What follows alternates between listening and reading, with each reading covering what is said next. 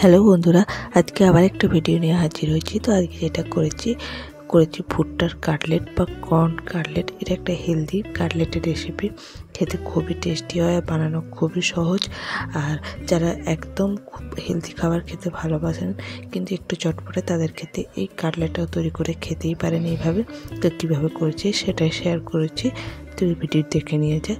তো আমি এখানে প্রায় 1 কাপের মতন ভুট্টা নিয়েছি। ভুট্টাগুলোকে খুব ভালো করে ছাড়িয়ে ধুয়ে নিয়েছি। এরপর এতে আমি দেবো কুচি করা ধনেপাতা, গাজর, টমেটো, পেঁয়াজ, লঙ্কা, ক্যাপসিকাম আর একটু নারকেল। এগুলো সমস্ত ছোটো ছোটো করে কুচি করে নিয়েছি।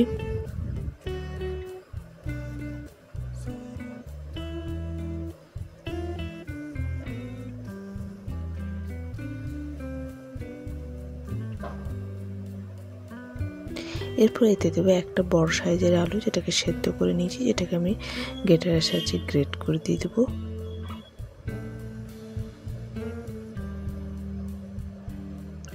দেবো 1 টিস্পুনের মতো লবণ,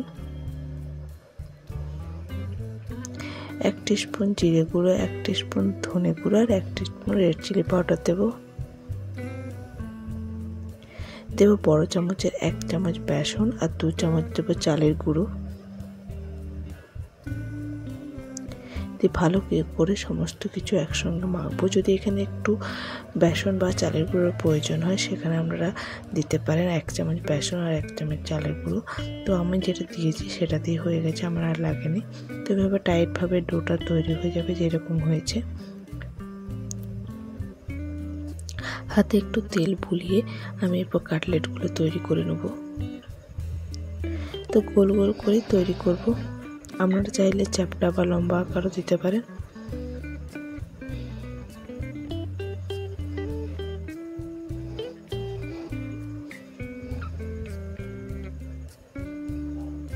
এই সমস্ত কাটলেটগুলো তৈরি করে নিয়েছি।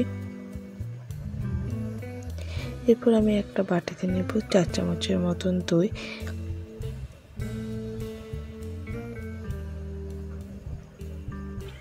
আর এতে দেবো 1/2 টিস্পুনের মতন বিট লবণ, 1/2 টিস্পুন দেব জিরে গুঁড়ো আর 1 টিস্পুন দেব গুড় পাউডার। গুড়ের বদলে চিনিও দিতে পারেন, যেহেতু আমি একটু হেলদিভাবে করেছি তাই জন্য এখানে চিনি না ইউজ করে গুড় দিয়েছি। দিয়ে ভালো করে মিশিয়ে নেব। এরপর একটা ফ্রাই প্যান নিয়েছি, তাতে আমি 4 চামচের মতো সাদা তেল দিয়ে দেবো। তেলটা গরম হয়ে গেলে এতে আমি কাটলেটগুলো দিয়ে দেবো একে একে। আর কাটলেটগুলো একটু ফাঁকা ফাঁকা করে ফ্রাই প্যানে দিবেন, তাহলে কি ভাজতে সুবিধা হবে।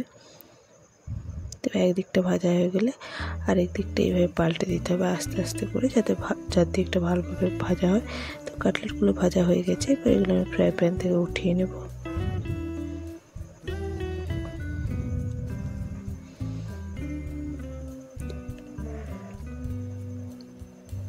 তো কাটলেটগুলো হয়ে গেছে, তো একটা প্লেটে এই কাটলেটগুলো কয়েকটা দিয়ে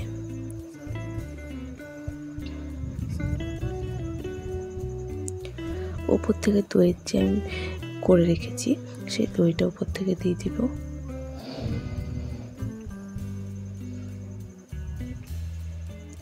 দিয়ে একটু দেবো আমি এতে লাল লঙ্কার গুঁড়ো আর একটু ধনেপাতা কুচি। এইভাবে দিয়ে এই কাটলেটটা খেতে খুবই ভালো লাগবে। তো আমার এই ভিডিওটা কেমন লাগলো অবশ্যই কমেন্ট করে জানাতে ভুলবেন না।